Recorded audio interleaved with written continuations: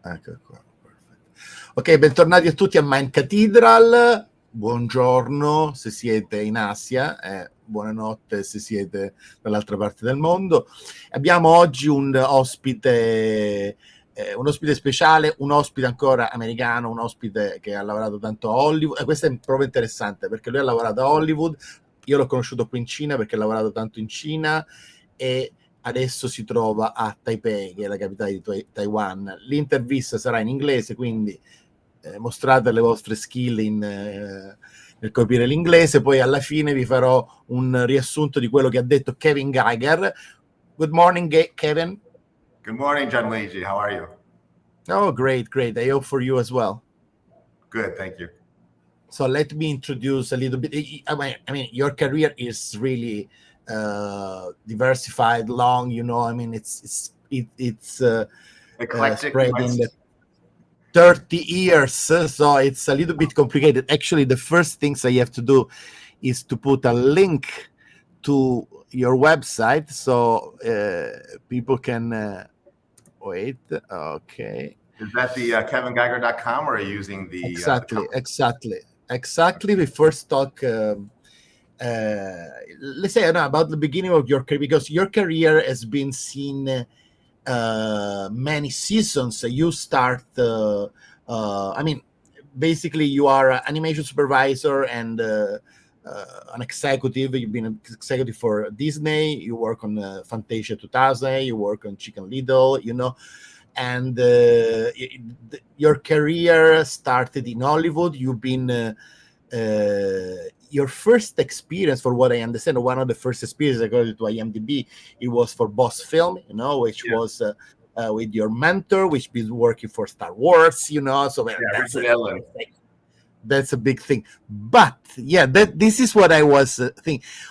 I mean, you've been working on Species, which in Italian is called Mortal Species, Specie Mortale. You know this film? I'm impressed. Yeah, absolutely. It's sexy sci-fi horror film. Yes. But the thing is, what I mean is, what's surprising is that I was thinking, wait, but Seal, the creature, the alien sex creature, the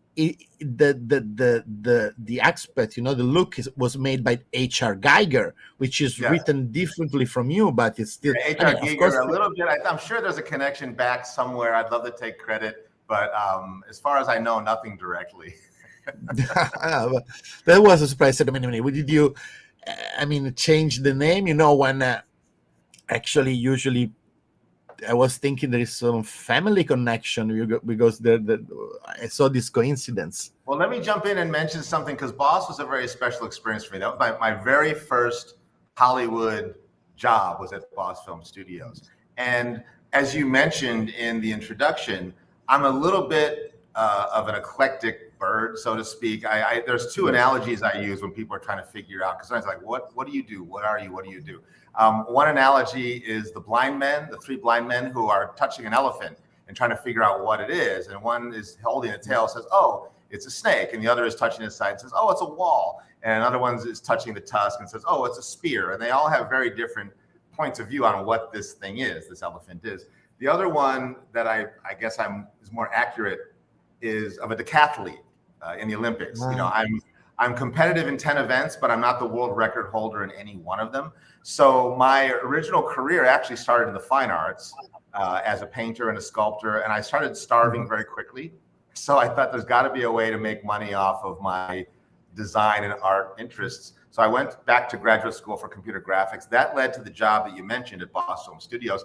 And it was very funny because you mentioned, Species as the sexy alien who's trying to get a human to impregnate her. Yeah, and I remember there was this. I don't watch the film since the 90s, probably, but I remember that the creator had to, in some way, she had to put something inside of the, she had to be impregnated in order to have offspring. And this was the film where Boss was flipping between practical effects and digital effects. So they were still shooting scenes practically. They had people in rubber suits, etc. But we also had, this was the very first live directed mocap character, CGI character directed in mocap. And I was working on the digital assets, but I remember walking into Boss the very first day, And it was in this little warehouse in Marina Del Rey, you know, typical of visual effects, small visual effects houses at the time, just looked like a garage. And there were two people in a water tank dressed in alien outfits going at each other doggy style. And they were filming this. This was the dream sequence in which he's having a wet dream. And I looked at this and I thought, my grandmother would be so proud of me right now. Having this that's priceless. Yeah, but the reason I mentioned this also is because we're talking, I think, during this conversation about upheavals and flips and changing of the guard and so forth. And that was the film in which Boss really flipped over from traditional to digital, and it actually put them under. Boss Film went under. Richard Edlund continued to consult, but they had so much optical equipment, traditional optical equipment on the stage that they were still paying off millions of dollars worth of equipment that was suddenly useless because of the digital revolution.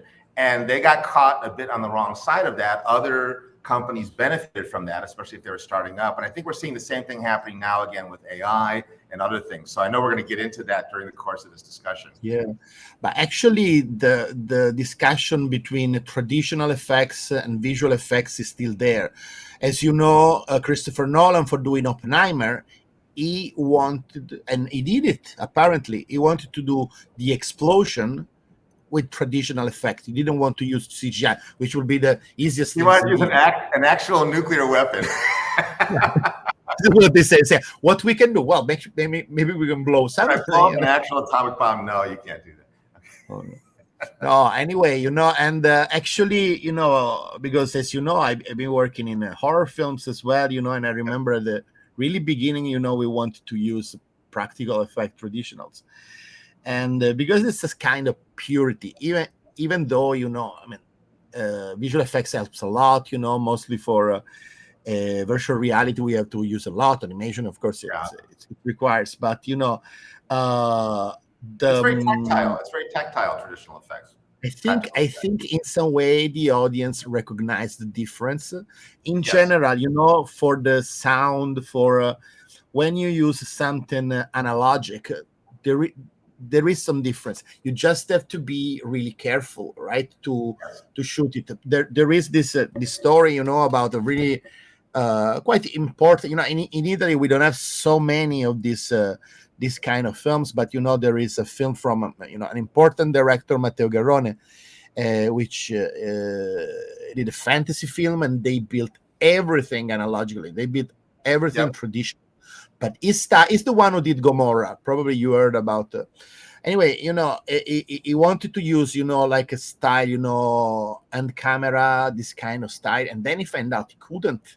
He found out after building 30 millions of creatures, you know, like there is a giant flea.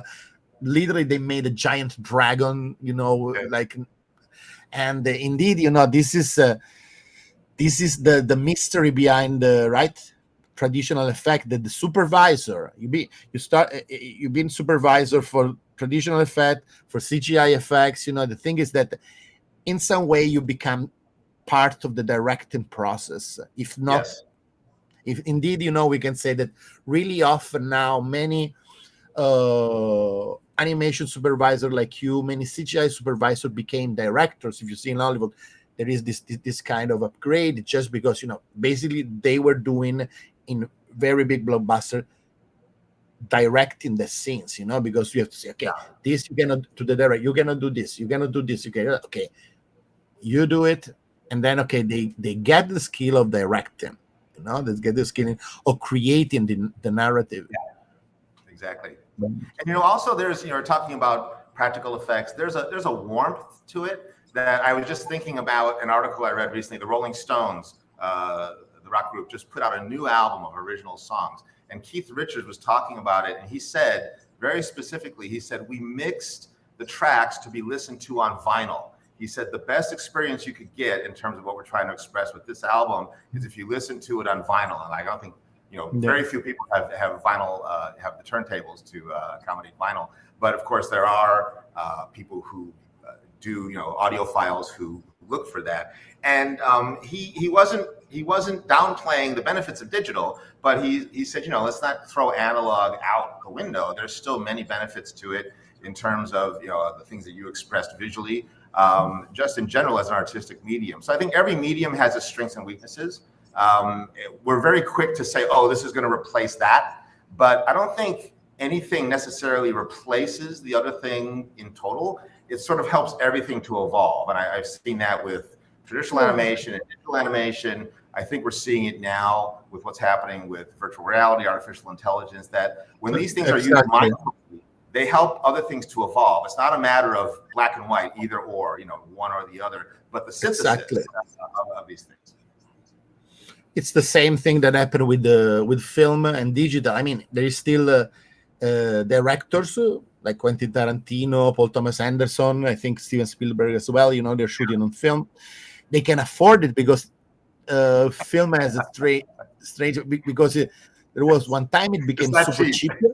Yeah, super cheap, and then now it's not anymore because people understood finally that actually whatever you shoot on digitally, you will not get that result.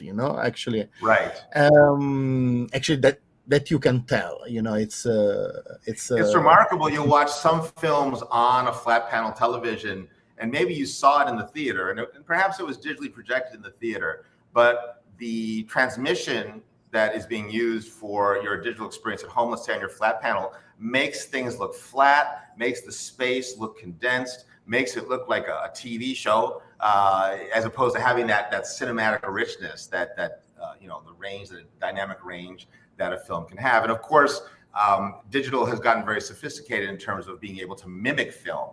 But when you get right down to it, indeed, there's something about the cinematic experience on film. I guess that's why you've got Nolan strapping IMAX cameras to planes and flying them around in the air.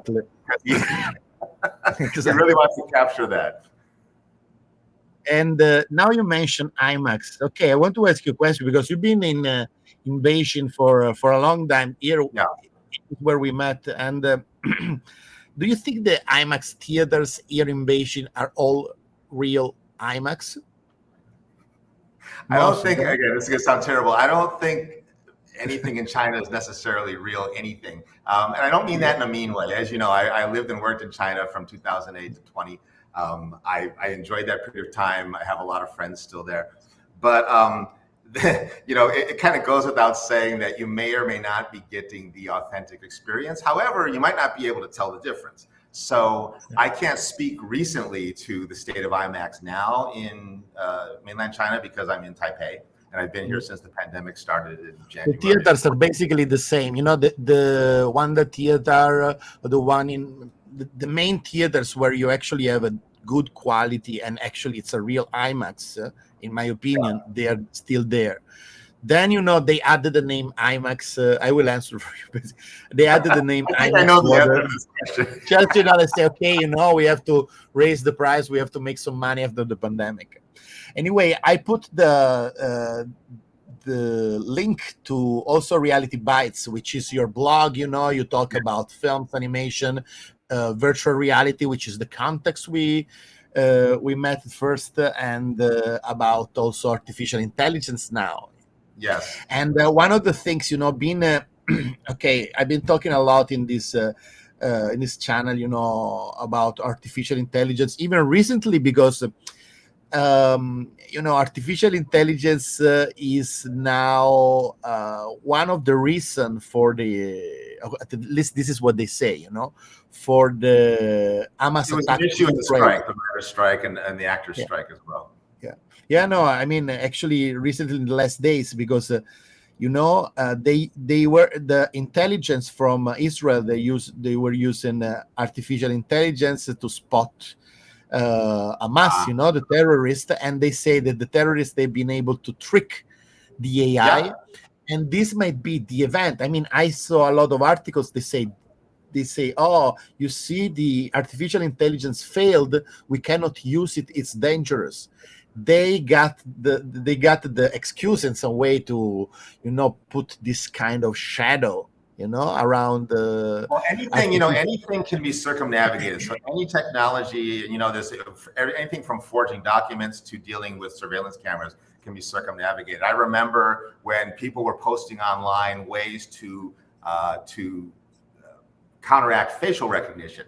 And basically, by putting a few pieces of black tape on your face, you can completely screw up the ability for most facial capture systems to identify that who was you are. really funny. You know, why Chinese people, they who developed those systems tried to say, okay, people are doing this, so now we're going to do that. I remember during the pandemic, the facial capture systems initially couldn't recognize anybody because of masks. Very quickly, they were able to do it just based on the eyes only. So there's always this progression. But indeed, AI, and we've seen this with instances where lawyers have researched something with AI, and then the AI just kind of made up a case that didn't exist as a precedent, and the lawyer got in trouble in court with the judge because they were presenting. I thought the AI knew what it was talking about, and the AI doesn't know anything. It knows nothing. It doesn't understand what it's looking at, what it's studying. So you really have to use it with care. Yeah, definitely.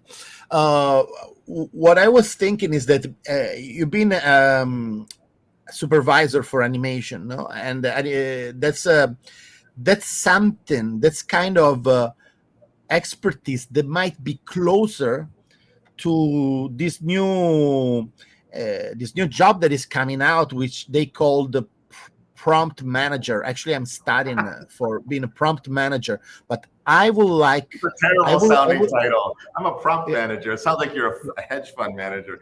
Yeah, but you know, that's what they. I mean, but I think that the name will be better to be prompt supervisor or machine learning. You know what I would call a prompt manager? I would say director, because really what you're doing when you're making a prompt, and this is my opinion and also my experience, is you are directing. You are telling somebody or something what you want, and then whether it's with a real actor, a real artist, an animator, an AI, sometimes you get what you want. Usually you don't quite get what you want, so you adjust your direction until you finally get what you want. I have found, I'm using AI, as you know, and just for the viewers who are here, I'm using AI in many different areas of our creative development and also production.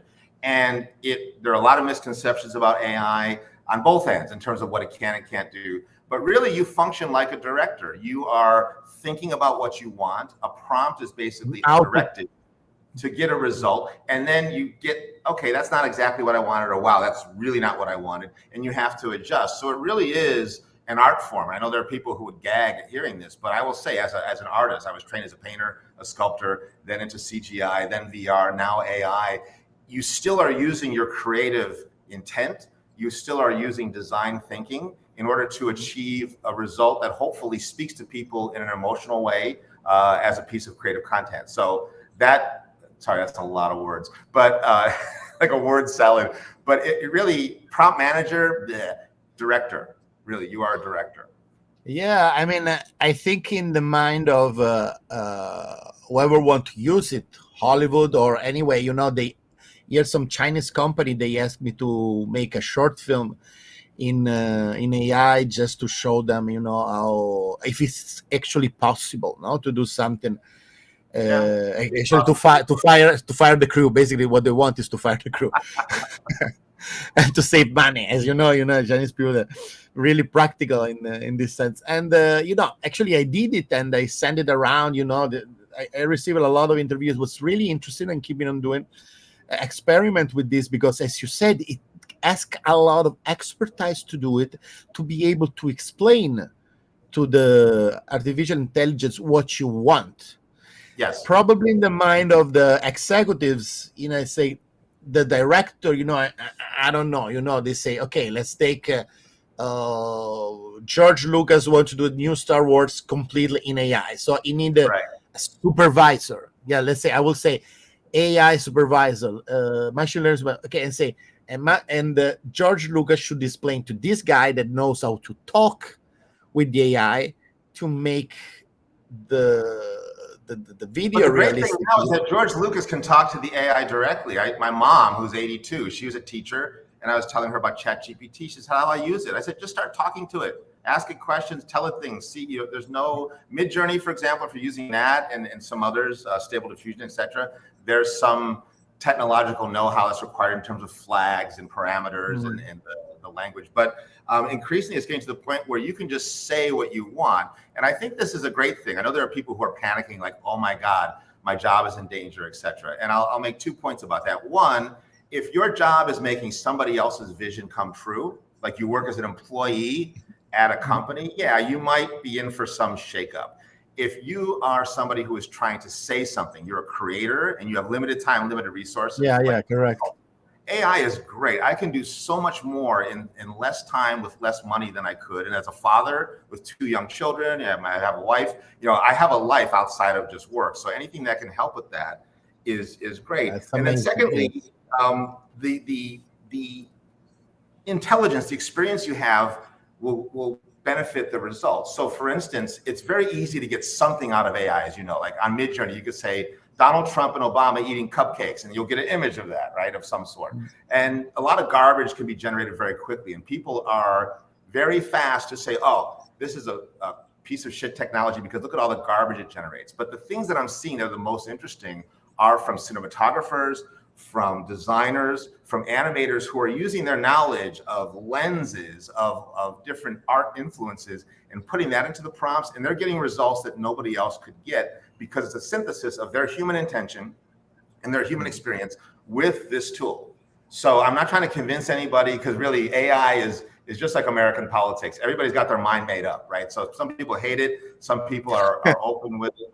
But I'm not trying to convert anybody here, but I found that it's a tool, a very powerful tool, a tool with some negatives that have to be addressed, but a tool that can really, really be beneficial. It is not going away.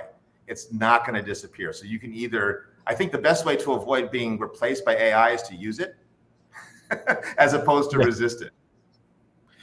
Okay, you mentioned your mother, and but your mother is your mother, so she passed you her skills, but you think everybody is actually able to understand how to prompt correctly, how to well, again, it depends on which platform you're using. If you're using ChatGPT, you literally just talk to it. I'm sure you're using ChatGPT, but for example, because for the strike they talk about they talk of course about animation. They talk about even photorealistic to become closer to what we see in films.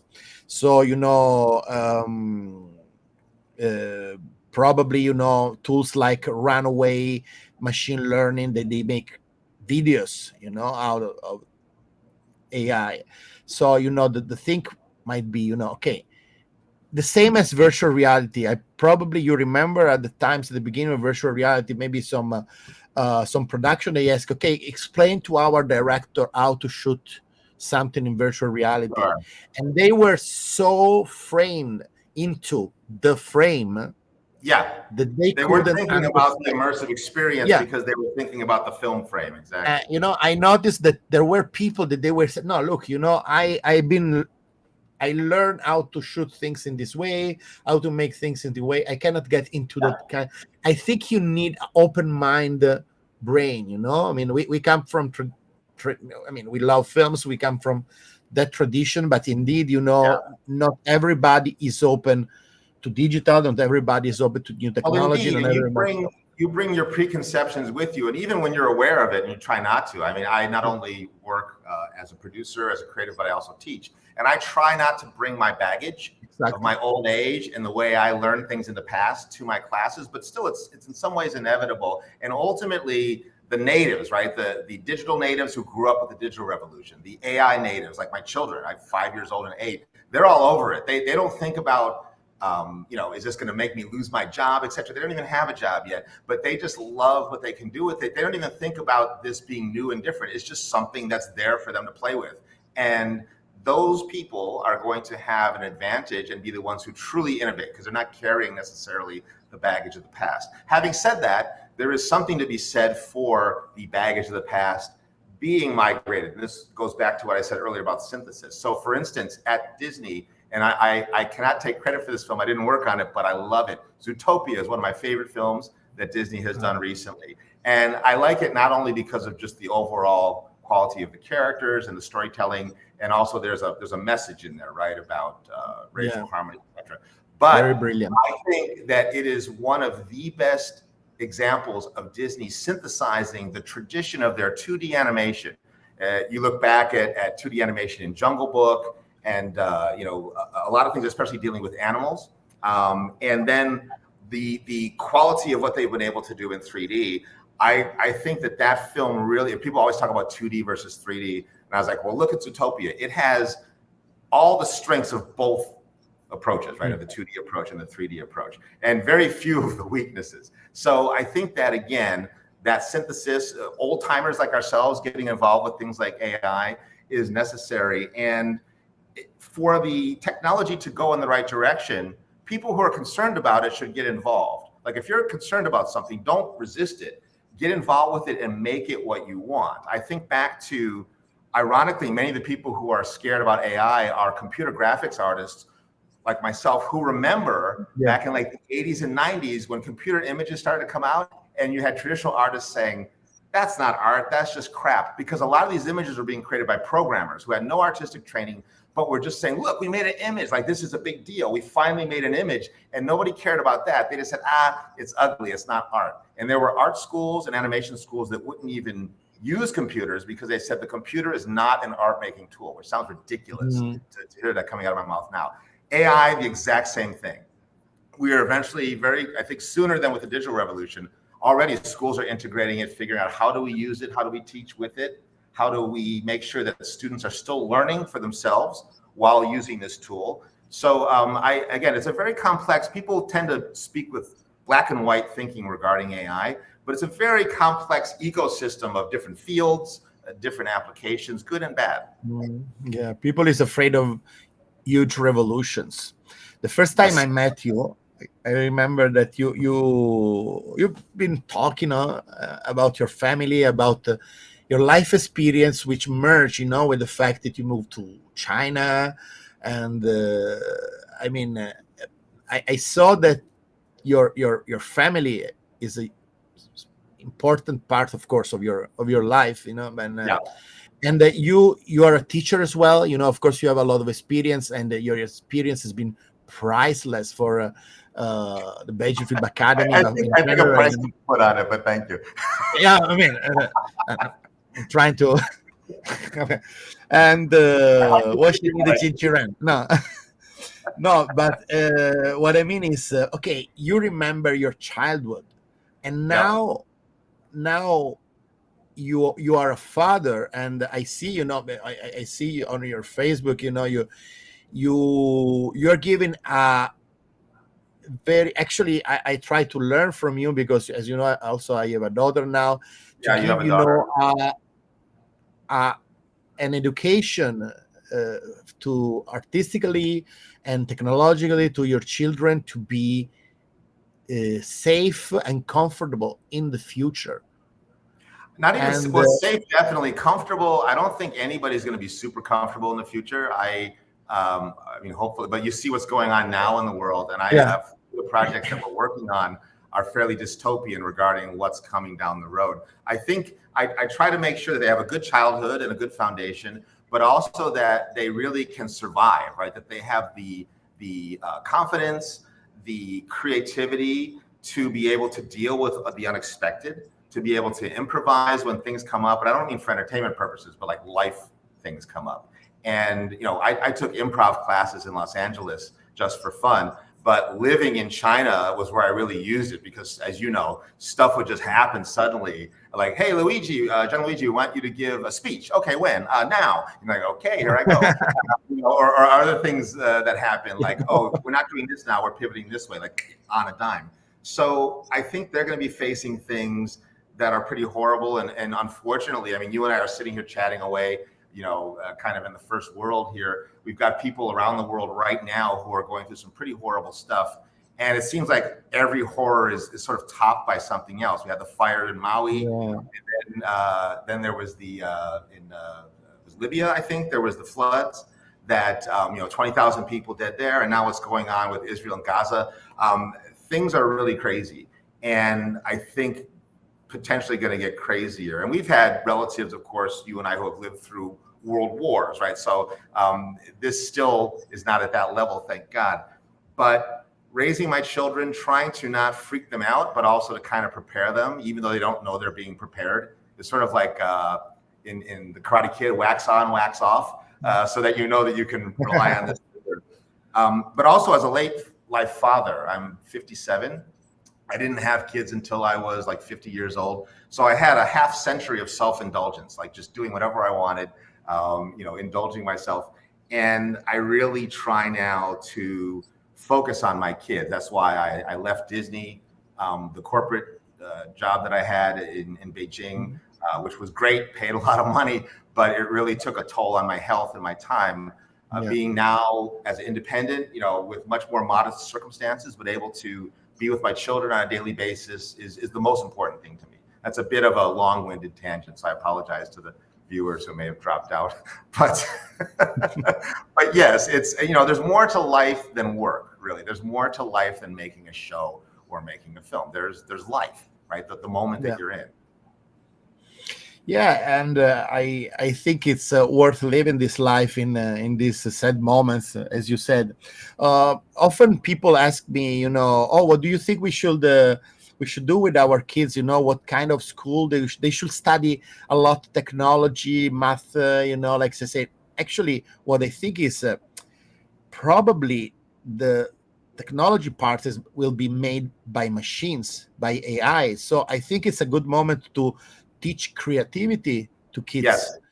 Creativity, design thinking, learning how to code. Sure, you can still do that, but the bots will be coding for us. It'll be more along the lines of, like when I was a supervisor, you mentioned a number of times that I was a supervisor at Disney, more on the technical animation side in terms of like the rigging and the building of the characters that the animators would then use. And I was not the most technical person on the team, but I understood animation. I understood animation principles. I knew I could speak to the programmers at a high level about what we needed. And so this goes back again to what I said about directing in AI. If you know what you want to do and you can explain it. So for me, I could tell my daughter, my daughter Claire, who's 8, there was a thing I think last year at her school where they had to get up and speak in front of the class, and like they had to make up their own story and then talk about it. And she was a little bit nervous about it. And I said, Claire, one, you're great. You do really great at home, so don't worry, just have fun. I said, secondly, the ability to talk to people and to have them understand you, and for you to understand them, also the empathy, right, of listening, understanding, is the essential key to your future. No matter what happens, if you can communicate and you can understand, you're ahead of like 90% of the people in the world. And again, it's not about competition, but as the technologies change and evolve, that ability, I think, to communicate and to be someone who can be, dealt with is going to be a which is indeed the real directing. Yes, it is. I mean, somebody said once about school, they said there are 2 reasons for school. One is to teach you how to learn, because as we see, learning is lifelong. Things are always changing. So in school, you learn how to learn. And they said within that, the second thing is that as a parent, your job is to make sure that your kid is not an asshole, so that other people want to work with them, be friends with them, help them, cooperate with them. You need to socialize your children, right? So that they can integrate. It doesn't mean to fit in a conformist way, but that they can integrate with society and do what they want, get what they want, and help other people to do the same. I think those 2 aspects are something I think about every day when I'm, looking at my kids and thinking about how to prepare them. I don't want them to be like me. I want them to be the best version of themselves that they can be. Exactly. Really wise. And how did you end up in filming? Before talking about the present, and I put a link to Tell Retail, which is your company now. But how do you, as a child, I don't know if your family was in the business. How do you end up in films and animation? No, not at all. I mean, my parents are both teachers. And so in our house, we always had a lot of books. We had a lot of paper and pens and crayons. They kept us supplied with that. We weren't rich. I realized in retrospect, we were actually poor. I didn't realize that we were not poverty stricken, but we certainly weren't wealthy by any stretch of the imagination. But they had a lot of images in the house too, reproductions of artworks and things that they liked. And so it was just an environment, plants, where there was a lot of visual stuff, and I always saw my parents reading and writing and grading papers. So that kind of, and my wife, when here in Taiwan, same thing with her family, basically, that there was this academic, artistic angle to life that was just kind of there. You're kind of like swimming in it. So growing up, I didn't really get involved with film or photography or anything like that, but I did a lot of comic books. I made my own comics, my own cartoons, and I knew. Who is your first influence? My first, actually, I love Peanuts. So Charles Schultz. I love the Peanuts comic strips. And then, of course, as I got older, I got into comic books, DC, Marvel, and so forth. And then was actually trying to make my own like superhero comics. So, and then I went further as I got older into like, Frank Frazetta and Boris Vallejo, the fantasy artists. And then I got serious and went into art school and got involved with abstraction and more, again, serious art forms that now I have completely betrayed by. When I got my job at Disney, I was almost afraid to tell my painting teacher that I was working at Disney as an animator, because I've betrayed the history of the fine arts. Because let's say it will be considered not the purity of painting. Right, that it was this commercial, this bastardization of, and he was really happy for me. He said, "I'm so proud of you." He said, because I could see on your face that you're happy. He said, when you talk about what you're doing with animation, whatever, he said, I could see there's a joy there. And he said, that's great. So he wasn't, and not every teacher's like this, but he wasn't judging me. This actually was Julian Stanczyk, who is one of the great innovators of op art back in the day, and he's passed away a while ago. But he was able to, like I was saying with my kids, recognize what they wanted to do and to try to guide them to not be what he thought they should be, but what they wanted to be or could be. Maybe they didn't even know what that was yet, but you could see, they're on that path and you're trying to help cultivate it. So for me, back to the question, I didn't really get involved with like filmmaking per se until, quite honestly, I got into graduate school. In undergraduate school, it was still the traditional arts, the plastic arts, painting, sculpture, ceramics, glass blowing. And then in graduate school, CGI, computer graphics, and, just went from there. So they were the 80s or 90s when you started to put your hands on CGI. So, I mean, 90s, we can say 90s. That, early 90s. So we can say the really beginning of CGI was, for mainstream, it was Jurassic Park. Yeah, I wouldn't say that, because if I say at the beginning, I'm going to get people who are going to email me and rip me apart. But definitely 1990 for mainstream. When it came out, I remember I was in graduate school and Jurassic Park went off like a bomb, because people were just like, oh my God. Like, even if you weren't in the business, you were seeing dinosaurs walking around. And then if you were in the business, everybody was like, we can do anything now. And we couldn't do anything. We quickly learned you couldn't do anything yet, but it really set everybody off to the races in terms of what could be accomplished with computer graphics technology. And, there's been ups and downs since then. That was around the time that I heard, I think a few years later, 1996, I heard they say, oh, James Cameron has this crazy concept that he's been working on for a film. It's about these aliens in this planet, and it's all everything's going to be CGI, 100%. And there was all this buzz about this. And later on, when Avatar eventually came out, Cameron talks about how he did finish his script around that time and realized he couldn't make it yet.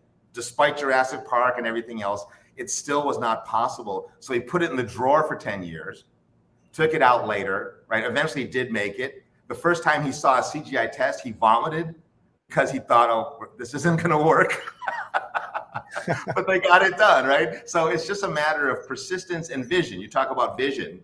James Cameron, whatever you think of him as a person, he's definitely somebody with a vision. He knows what he wants, and he goes after in the future. It happens often when we talk about technology and films. That in this channel we mentioned James Cameron. Is really the groundbreaker. I mean, he's always 10 years up front. Yes. At least. Yeah. I mean, what we saw. I mean. Talking about the Avatar, okay, the new episode, they have been already shot. Actually, they're going to release it. But the one we watched 2 years ago, when it was released, the new one, the Way of Water. The Way of Water, yeah, it's that's something that is going to be around in 10 years, Norman. Yes. I mean, it's unbelievable. We see some example, like the series in Netflix, Love, Death and Robots, that there is some really super photorealistic episodes. Yeah. So you say, even okay. like Alberto Mielgo's piece that he did. Yeah. Why is It's why is the title escaping me? The Witness. Witness, yes, but then there was the one with the girl. Why is I'm blanking on the title? There's like a girl who's like a spirit that lives in a lake, and she lures the. Yeah. One of your viewers know I'm blanking out on the title, but again, a visionary who really understands what they want to achieve, doesn't know exactly how they're going to get there when they start, but pushes the technology, molds it, bends it to their will to get a result that they are, if not perfectly happy with at the end, at least much farther than anybody would have expected. And indeed, the artificial intelligence is going to help in this direction to make things easier, to get people more familiar with animation, animation and also interactivity. So we go now to talk about Tell Retail, your company now in Taipei. Parenthesis. Okay, during the pandemic and before the pandemic, you moved from Beijing to Taiwan. Taipei, yeah. Moved is kind of a neat term. Basically, we as you know, I was living in Beijing and working there, as were you. And in January 2020, my wife and I, we would come here with the kids to Taiwan to visit relatives and so forth. Of course, so because your wife is Taiwanese, right? Yeah. Yeah, she was born in Taichung. So we would come here maybe 3 or 4 times a year to visit. And we just came over January 2020. We came over for 2 weeks, we thought, and we're flying out of Beijing Capital Airport. We heard something's going on in Wuhan, and we're like, something's always going on everywhere, whatever. And basically, we never went back. 2 weeks turned into a month, turned into 2 months, and then it was like, oh shit, I guess we're staying here. So we essentially relocated very unexpectedly to Taipei. A long, torturous process that I won't bore anybody who's listening to this with, about eventually getting our precious items out, deciding what was precious, getting that out, trying to get our money unfrozen and out. It took years. We're still dealing with stuff now. We're still sorting things out. This is one of the things that make afraid to leave China for who lives here, that is going to be a mess to leave the country. Well, China has some spires that keep you to them. There was a time. I mean, look at now. You have people who, the way the world is, we were talking about before about disasters and events. You have people who they went to visit Israel to go to the rave, and they just happened to be there, and they got kidnapped or killed. You had people who just happened to be in an area that was flooded and on their honeymoon, and their chalet was washed away and they're dead, or just happened to be visiting Maui and got burned up in the fire. So, and staying at home there's no guarantee of anything either. Like, where you are, especially where I am right now, I won't go into detail, but Taiwan is not exactly a safe place. So, I mean, it is within Taiwan, but there's other external things going on here, as I think you. We will see. Actually, yeah. I mean, I think at the beginning you thought, okay, pick your threat. No, I mean, it's pretty strange, because now we know that sooner or later the tension is going. I mean, sooner or later, this is not what the government here in China says. They always now they're always talking about a specific way to deal with every situation, everything. I mean, let me pull you back, because I don't mind talking politics, but I want to pull you back to what you asked about Tell Retail. So why am I still here? So I came here. We got stuck here. Why am I still here? I'm not stuck anymore. I can go wherever I want. I've left. I've been around the world. Yeah, you could go back in Beijing if you want. Yeah. Yeah, and I've had invitations to come back to Beijing too. Actually, pretty good ones. Where it's like, wow, that's not a bad offer. But the reason I'm here is because, one, it's a good place for my kids to grow up. So back to the kids again. They're happy. They're healthy. That's all good. The AQI, the issues they were having with their lungs a little bit, we're starting to notice in Beijing, gone. So that's good. And I know the air has gotten better in Beijing, actually, partly because of the pandemic, right? Things got a lot better during the pandemic and have I think, persisted in a good way, air quality wise. to my understanding. But the reason I'm still here is because there's a renaissance going on in Taiwan of creatives in film and animation, live action film, animation, other creative areas that in some ways was sparked by the pandemic. Because during the pandemic, a lot of people came back to Taiwan. There was a period of time where Taiwan was this little bubble where there were almost no cases and it was like sealed off. And I knew as soon as it's not going to last forever, right? And eventually, indeed, the dam broke and then boom, COVID burned through here as everybody expected it eventually would. But people were coming back to Taiwan, people who would normally leave, because Taiwan is a small territory. It's a small market. Anybody with any ability, the same way that I left Cleveland, Ohio to go to LA to make my fortune, people in Taiwan will go to Hong Kong or go to mainland China or go to Pixar or go to some other company, someplace in Europe to make their fortune. But people were saying, no, I'm not going anywhere. I'm going to stay home. I'm going to stay in Taiwan. So a side effect of that, this is not the driving reason, but a side effect of that is that there really has been this intense percolation now of talent here in Taiwan. And it's been something that Wen and I, my wife and partner, have been participating in. And it's really quite remarkable. So our business model with Tauratel is foreign facing. So if we try to focus on the Taipei market, the Taiwan market, it's negligible, right? We'd have to open a small coffee shop or something and keep it at that level. I'm not trying to be mean, but really it's a small market. But if you can use the resources here, the personnel resources, the technical resources, there's a lot going on here with virtual production and AI that's really, I think, would surprise people. And you can have a business model that is creating content for Asia Pacific, the larger Asia Pacific region, and ideally, if you're lucky, the West. So, getting something out to Netflix or getting something out there into parts of Europe. I think there's a benefit, and that's what we're trying to do. So basically, our new company, our new startup, is creating content using real-time tools, using AI for foreign markets, but using Taiwan resources. In a nutshell. Yeah, I've been going in the international markets recently, and I saw that there is always the focus on Taiwan.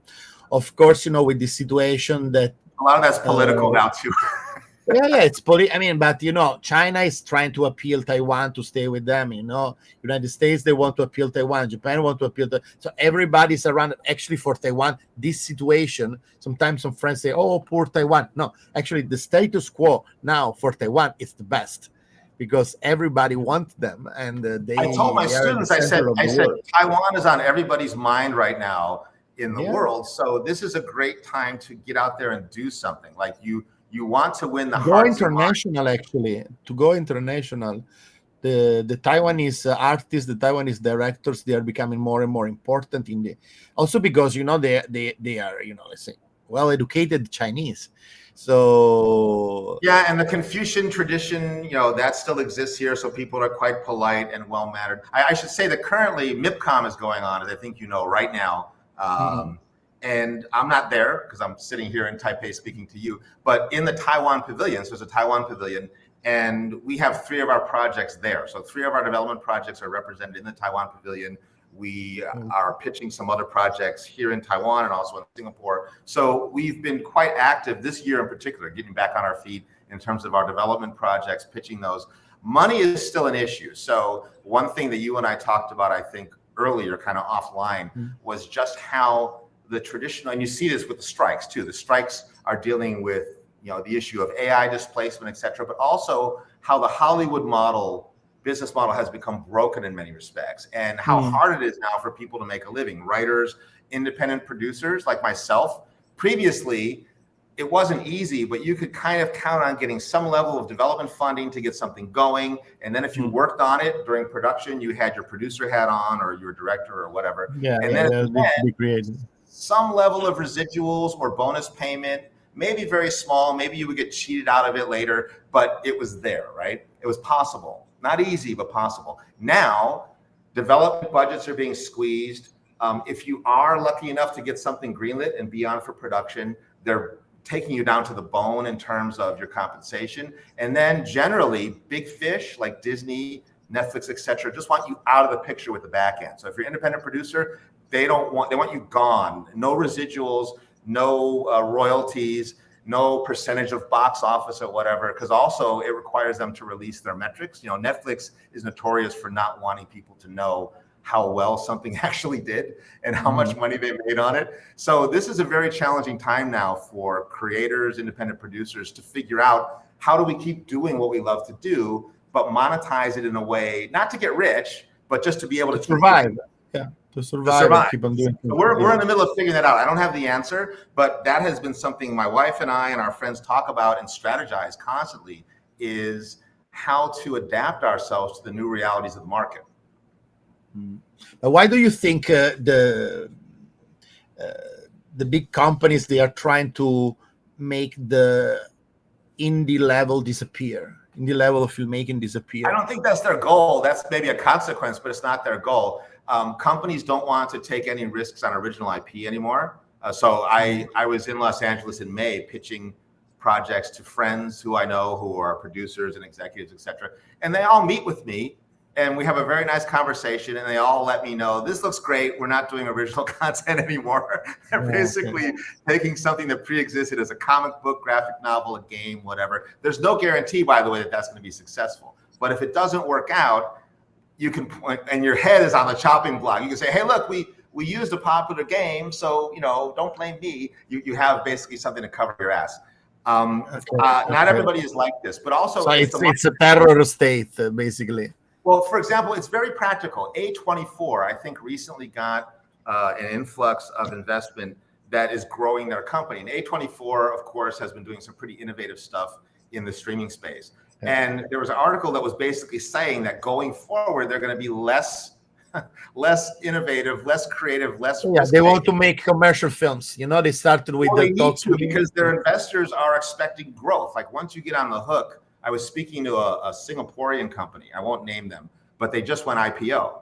This sounds great, right? Everybody's dream, go IPO. The guy told me, he said, oh man, forget it. He said, it's not a dream, it's a nightmare, because now they have a dog leash on them. And the investors expect such incredible year-on-year growth that actually they have to reduce the amount of original content they were developing, because the investors think it's a waste of time. They want to have more insourcing, more work for hire. So, you know, all of these constraints are driven by the market, quite honestly, like what people want to pay for and what they don't want to pay. Of course. Well, the business method from A24, we talked about it a few months ago with a friend in LA in the channel, and actually it was weird. The idea that, you know, with the everything everywhere all at once, and mostly with Ari Aster film, you know, Boys Afraid, they were showing that they could send in the theaters whatever they want. We realized that the way that they were releasing the film, they were releasing, they were making a small release, then big release, then keep the film in theaters for 1 year until you don't get exactly. But with the last, I mean, they were expected to do good with Boys Afraid, but I think the film has been received so bad, even critically, you know, because indeed, you know, I don't think Everything Everywhere All at Once was a good film, but indeed, you know, it won 8, I loved 9. Like okay, you know, but I mean, it won as much Oscar as. Let me ask you a quick question. Quick question. When you saw it, did you know anything about it, or had you already have people telling you it was great, or did you not know anything? How did you go in when you went to see it? Oh, I don't remember. I think, but I didn't know so much about it. I remember I didn't know anything about the story. I just knew that they were Asian. And probably I heard, okay, it's true that, you know, when you watch a film, it's always about, you know, expectations, you know. I love the times when I was going, you know, in all the festivals and watching the film the first time, you know, in the theaters, the first time, so I had no idea at all, you know. This is something that I miss. The reason I asked you that question is because when I saw it, I knew nothing about it. So I went in completely like a blank slate. And the first 20 minutes, to be honest, I was like, I don't know where this is going. And I have friends who walked out before the first 20 minutes or shut it off. And I said to them, I understand why you did that, but it's too bad you did, because if you had hung on, it would have blown your mind. Again, this is just my own opinion. And later on, when I told people, though, about the film, I had to be careful because if I said, oh, this is great, you got to see it, I've already skewed them towards a high expectation, right? And so then maybe they would see it and go, I thought you said it was going to be great. It's terrible. As opposed to just letting them go in with no preconceptions, right? Not managing their expectations at all, and letting them decide for themselves. But again, it comes down to personal taste and no, I'm talking in general about the perception of the market. I mean, for sure, to get so many Oscar, they had to spend a lot of money for promotion. Yes. And did they have a payback from that? Did the investor get a payback from it? They got the money? I don't think so. And then, when they did when they tried with Ari Aster, that they really wanted him to be, I don't know. I mean, the new Woody. I don't know what they want actually, but I saw that Martin Scorsese himself, he did a lot of promotion. He even said, Ari Aster influenced me, Martin Scorsese, for doing my new film. It means, that, I mean, they have a lot of protection there in New York, for this guy. Yeah. But actually, the film was. I mean, I when I watched it, that's the situation that everybody was saying shit about the film, and I really wanted to find something good. This is the case that is okay. I'm going to be the one who's going to find what was behind the idea of the director, because I heard they did this. This guy Ari Aster is talented. He's great in the way he shoot. He has really, he really has an eye for and has a personal style, you can tell, but actually I think he just did a film that was supposed his fifth film, not his third film.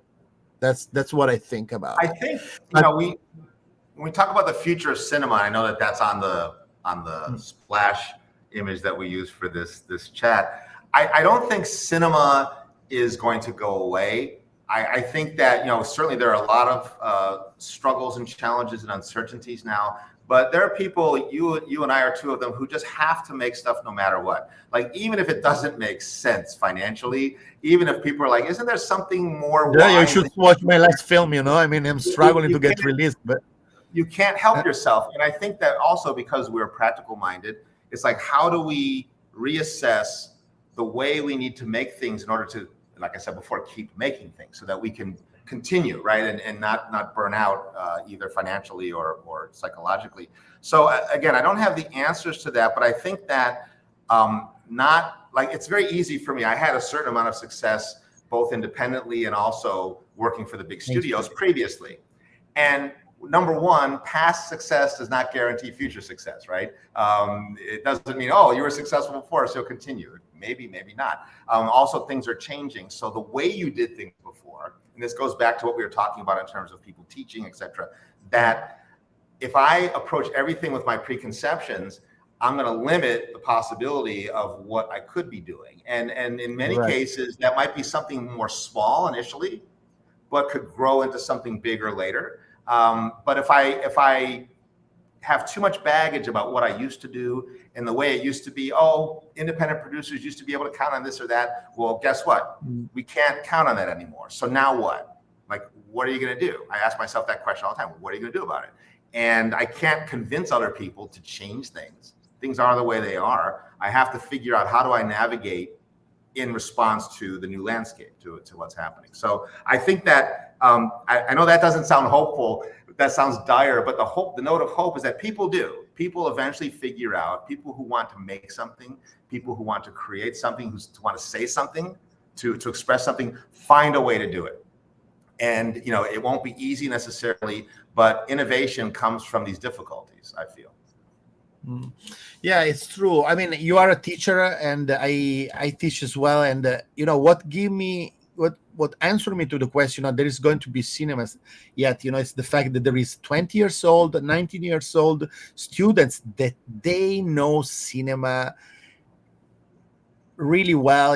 They love cinema. They want to do it. They ask you, how can I make it? And of course, you don't want to break their heart. So they say, okay, but try to learn how to do things, and also there is parents that have our age, we could be brothers, because of our age, and they have kids, and of course they will teach to their kids, not teach to their kids, just let their kids to watch films, and films, animation is such an amazing thing. When I heard, somebody tell me, oh, we don't want our children to watch cartoons here in China. My daughter, I was going to say, that sounds like a Chinese comment. yeah. No, she has Chinese friends, of course. She goes to international school, but there is some Chinese, just right here. And that there is some parents. Comic books and cartoons have been considered to be something that rots the mind, right? Among Chinese culture. I don't know. I mean, it's like we have to shut down the TV when these kids come because parents say we don't want the children to watch cartoon. And my answer is this: but I've been growing watch Japanese cartoons, because in Italy we had a ton of anime because they were cheaper, and the private networks, they were not paying for them. Anyway, there is a huge story behind it. But anyway, and I say, and I grew up really well. I mean, I think this is one of the best things in my life. I mean, it's art. Now that I watch cartoons with my daughter, I think I try to understand, how they make it. They watched. Sorry to talk over you. Of course, they think you stay in front of a screen, but this is going to make children creative. I mean, just the idea that they draw their own that characters the way they want. They cut them and they play with them as their toys, creating their own stories. This is storytelling. I am so happy when at the school they told me that my daughter is doing the same things that I was doing as a child. It means that she has this creative drive. I think, this is a message we can give, that don't be afraid that if your children are creative and they are not going to become a doctor and make money, so they're going to be starving. Probably that's not the way, There was a recent, let me tell you this. There was a recent workshop here in Taiwan, and it featured 3 Taiwanese artists from Pixar. They were story artists. One was an animator, and one of the story artists talked about how recently, since he's worked on some of the big Pixar hits, and he's been there for a while. When he comes to Taiwan, they treat him like a rock star, and he always, Taiwan's own, blah blah blah, and like #1. But that growing up, he was constantly discouraged by the school system, right? By other people saying, you're wasting your time. What are you doing? Like, this isn't you're not gonna be able to support yourself. Be a doctor, be a lawyer, be a banker, whatever. And indeed, not everybody goes out to become like an animator. But the point he made is that he was frustrated that when he was younger, he was discouraged. And now that he's successful, everybody's like, oh, we knew it. Yay, Taiwan's #1 son. And this is very typical, right? This happens a lot. Yeah. I think that parents need to, your kids won't starve if they're doing something they love. Really, I tell parents this. Like, sometimes when I'm talking to parents whose students are enrolling in an art school, and the parents, they have the supportive look on their face, but they're also terrified. Like, oh my God, my kid is majoring in the arts. Like they're gonna be destitute. And it's like, I think that going forward, this is what I mentioned earlier, not only for creativity in the terms of entertainment or art, but also life and survival, design thinking, right? The way that people like you and I wake up with this uncertainty in our stomach every day, like, what am I doing? Is this the right choice? Is this the wrong choice? But you have to move forward despite that fear and that uncertainty. Being able to deal with that creatively, I think, is also a skill for life in general, in terms of just what's going on. So I really think people always have this stereotype of artists as like, kind of flighty and delicate and silly. And it's like, no, artists, creators are tough. Like, you gotta be tough-minded, have a strong iron stomach, a thick skin, because if you don't, how can you survive? So I think art creativity is essential. Thank you very much, Kevin. This is very touching. It's really motivating. It's I'm almost I have my eyes wet. For what you're saying. It's that's great. Well, I really appreciate. We went to Asia with these Chinese people around. We could talk for another hour easily, I know, but I should probably. Was there anything anybody online wanted to? Did you get any comments here, or you want to go ahead? I didn't check. But anyway, I mean, I'm sorry because we've been I promised you 1 hour, but actually we went already over, and we didn't really talk about the strike. But actually, you said that enough things, about what's senseless, to be striking for I mean, something that is not going to be I'll just say stoppable. this: I understand the strike. I was in the union, the animators union, when I was in LA. I was actually a shop steward for the Walt Disney Company for the union for a period of time while I was working there as an animator. And then, of course, I've also worked on the other side, like in China, like no unions. And so I've seen all sides of it. I completely empathize with the struggle of anybody who's trying to make a living. And I know that, like, as we've talked about throughout this podcast, it's harder and harder for people of all different professions, right? From the crew who's building the sets, to the actors, to the writers, to even independent producers to make a living. But there are also certain inevitabilities that cannot be legislated. I'll use that word. So for instance, like in a contract, you can have whatever language you want. Things are still going to come and go and affect you in ways that, no matter what's written down, no matter what's agreed upon, you're still going to have to adapt and adjust. So I think that I've talked to a number of my friends who just want everything to be the way it was. And it's like, look, nothing stays the way it was. Our bodies, our minds, the world around us. Yeah. So we just have to, again, to the point of now, adapting and trying to be creative in the face of constant change.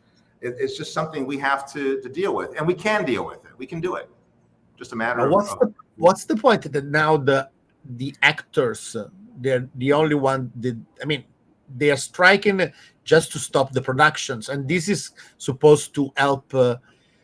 I mean, I think animation.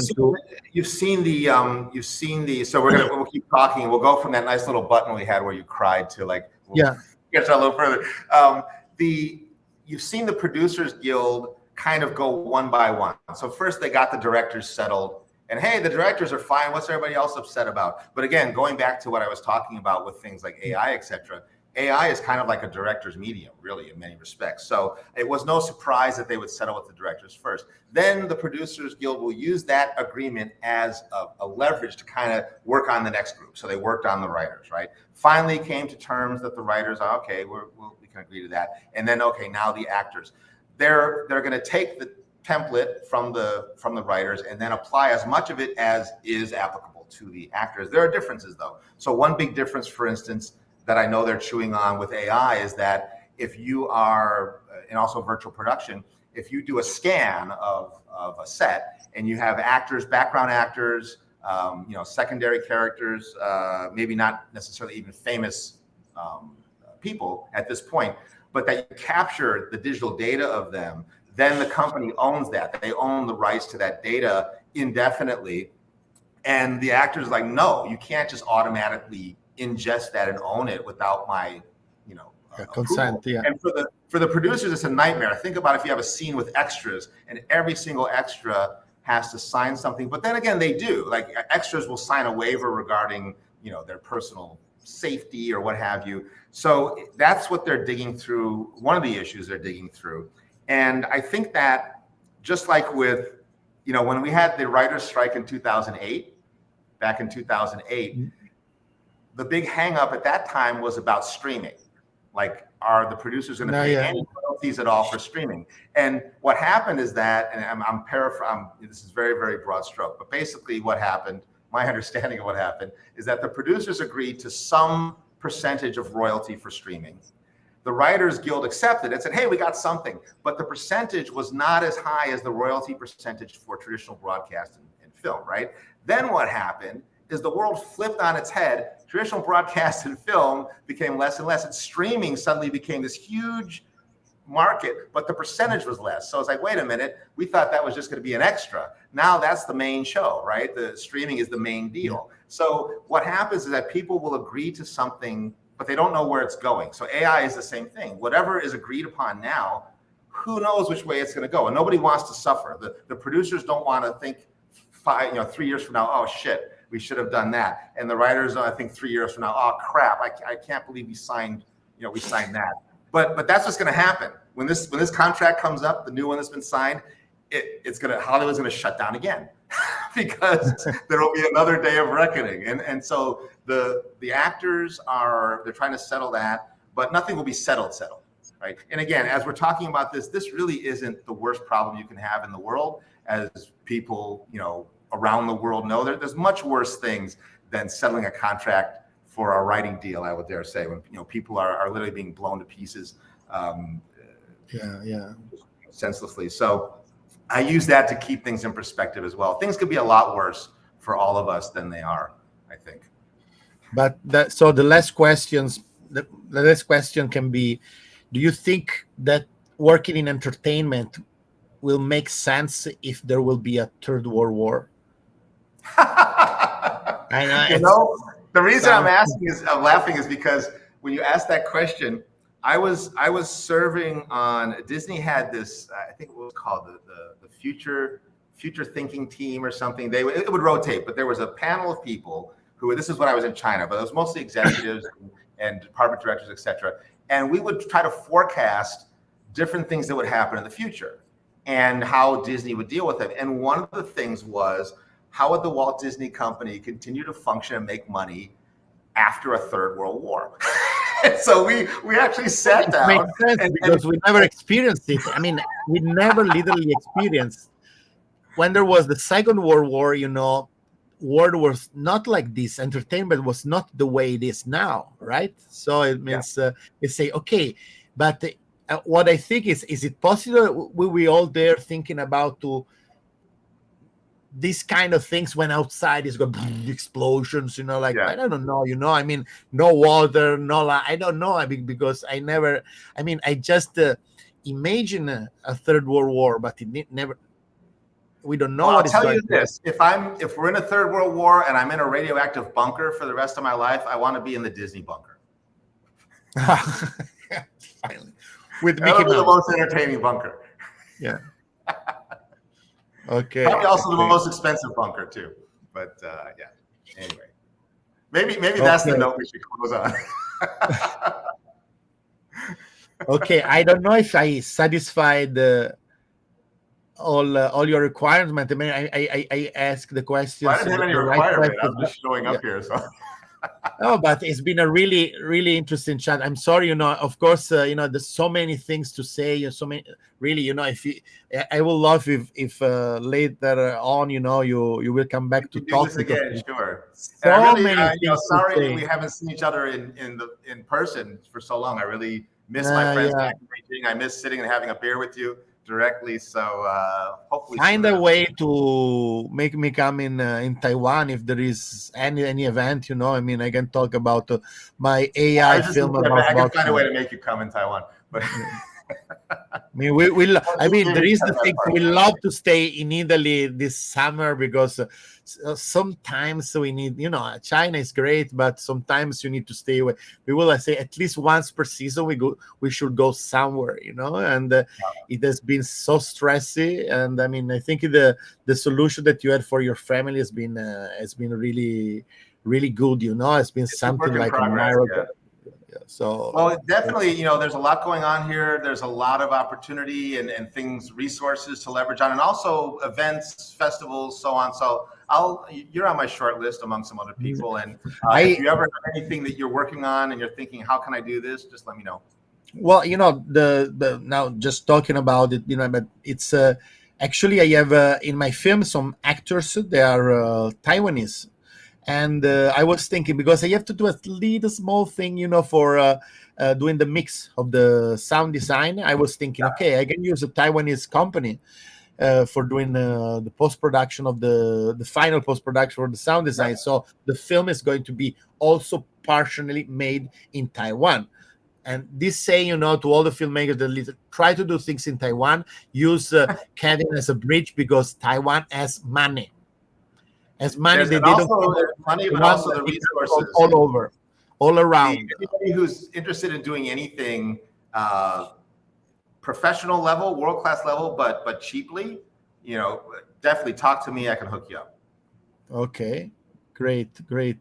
And of course, thank you very much. Now, because we have an Italian audience, I will stay a little bit with them, to Sure. explain, to resume what you said. Everything we talked about in Italian. Yeah. And I will make short, then, I will make the subtitles, because now it's so easy with the artificial intelligence to make subtitles for everything. And so the ones that they are stubborn and not learning English, they will understand what you say. But actually, thank you very much. It's been really, really great. I knew it. Yeah. And we made it. Right. Cheers. And please, let's do it next time. Hug your family. Oh, thank you. Thank you so much. Thank you very much. Bye-bye. Thank you, Kevin. E adesso salutiamo Kevin. Vi ho detto, insomma, è stato interessantissimo, come avete visto, mi sono anche commosso. Kevin si sta in questo momento chiedendo: do you speak Italian? You probably say only pizza and ravioli, right? I'm very good at pretending like I understand languages that I don't speak, though, so keep going. Did you see that animation film Luca, which was made by... Yeah, I loved it. It was really great. Very charming. Really I've been to Italy many times, but I don't speak the language. Buongiorno tutti, spaghetti, that's about it. It's totally useless to speak Italian. We don't have colonies. So, yeah. That's what makes you charming if you don't have colonies. So. Yeah. We'll be the last one dying. Quindi, vabbè, stiamo facendo un po' di ironia sull'utilità dell'italiano, ma comunque è stato molto interessante. Con Kevin abbiamo parlato ovviamente della sua carriera e di tutte le sue esperienze con l'animazione, con la Disney, ma anche all'inizio che ha avuto con Boss Film, quando ha fatto il film Specie Mortale. Insomma, abbiamo ironizzato sul fatto che lui si chiama Geiger come H.R. Giger. E successivamente, insomma, abbiamo avuto un po' tutto il discorso su quello che effettivamente le nuove tecnologie, l'intelligenza artificiale in particolare, della quale parliamo adesso tantissimo, però insomma, se effettivamente avrà qualche ritorsione su Hollywood, del fatto che la gente è spaventata dell'utilizzo di questa tecnologia, ma siccome Kevin ha avuto esperienza da 30 anni e ha lavorato in tutte le transizioni tantissime transizioni tecnologiche, dai effetti pratici a effetti CGI, poi per quanto riguarda lo streaming, poi il cambio dell'animazione, tra l'altro non solo negli Stati Uniti ma anche nell'industria cinese, che cerca di mimare quella americana, però comunque è una cosa completamente diversa. E adesso si è trasferito a Taiwan, dove tra l'altro ci sono tutta una serie di agevolazioni finanziarie. E quindi insomma stava raccontando anche da questo punto di vista il suo percorso e quello che ci può consigliare di fare, ma anche non solo a livello professionale, come vecchi filmmakers che stanno cercando di rinnovarsi, come nuovi filmmakers, perché comunque anche lui è un insegnante, ha insegnato insomma anche alla Beijing Film Academy e comunque in diverse accademie cinematografiche, quindi ha a che fare direttamente con i ragazzi che vogliono diventare filmmaker. Allora dice: ok, mi devo chiaramente rinnovare, ma è anche un padre di famiglia, anche una famiglia e anche dei figli, e con questi figli sta cercando di dare un'educazione. Abbiamo parlato infatti delle sue varie compagnie, e l'educazione per quello che sarà il futuro, no? della vita su questa terra, che è un futuro che richiederà della creatività. Infatti poi abbiamo un po' ironizzato, diciamo, su come si stanno trasformando le cose. Ovviamente adesso è diventato, gli studio stanno spingendo ed è più in una direzione, quindi è più complicato per gli studi indipendenti. Forse è meglio essere più commerciali. It's better to make horror films, just stupid horror films with a lot of blood. What do you think? I mean, I should come back to the beginning of my career. I'll say that we're going to the second hour, but when I was at the American Film Market back in 2009, which was ironically the first time I ever attended. So I was an independent producer working from China. I attended the AFM. I was shocked at how many horror films there were, independent horror films. It was the biggest category by far of films. And I was just chatting with somebody, and he mentioned the obvious. He said, it is the cheapest, most fun film to make. He said, you get some ketchup. Because you don't need AP, you don't need a famous cast or... yeah, you don't need the celebrities. I mean, you can make... celebrities actually trying to work against you. Yeah. I mean, you just need probably a good distribution. Actually, now it's the news. Sometimes we are here in the channel with Matteo Saradini that works for Blue Mouse. It's a news he sent me yesterday about the merging of Blue Mouse and Atomic Monster by our friend James Wan, also that we met back in the days he was an independent, and now they still act Jason Blum and James Wan as independent producer. This is what they do, but they do bigger and bigger films. They make a lot of money, and of course their business model is influencing everybody, including A24 that we've been talking about. Anyway, guys, learn to speak English, because I don't want to translate anymore in Italian. I should learn to speak Italian. Yeah. And thank you, Kevin. Thank you very much, and have a good day. Okay, you too. Talk to you again. Bye-bye. Thank you, guys. Okay, bye-bye. Where is the streaming? Iscrivetevi al canale.